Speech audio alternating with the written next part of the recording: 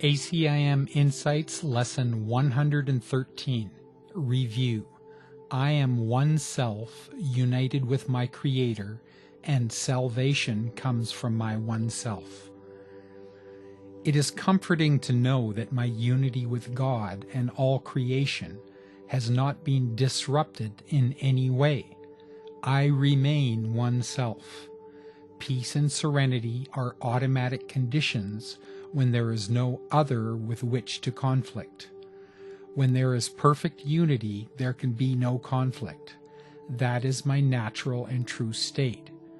All I need do to experience this is let go of all the false images made up by the ego to make separation appear real. The task is simple, but it does not seem easy. The difficulty comes because there are still aspects in my mind that believe some of these images offer me something I want. In basic terms, there is a preference for specialness over the unity of God's love. Again and again throughout the course, Jesus shows me that all these images really offer me nothing.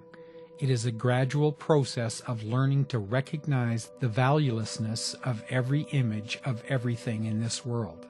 I definitely can see that my life is more peaceful than it was before I began studying the course. Every year has brought me to a more consistent level of deeper peace, yet I still experience frustration, impatience, irritation, and disappointment, which shows me that I am still valuing things of this world more than my unity with love, my one self. The fact that I do experience more consistent peace shows me that the practice is working. It's worth continuing the practice.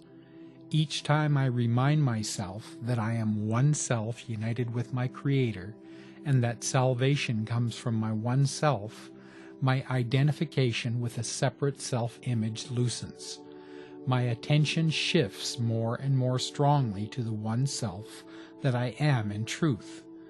I am grateful for these lessons that provide a structure to help me shift my identification from the false to the true, from the conflicted to the peaceful.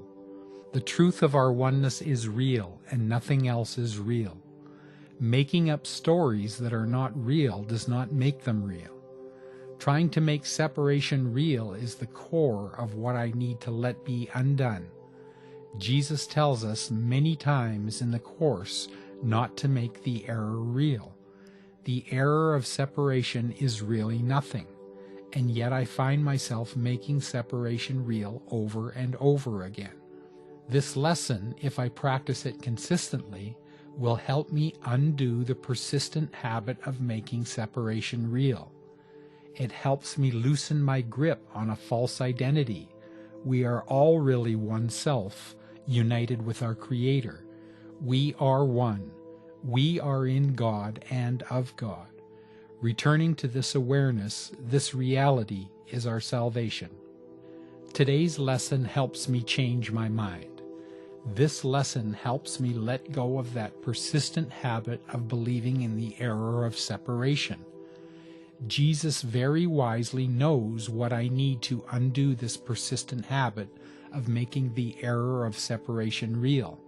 So today I practice reversing my thinking.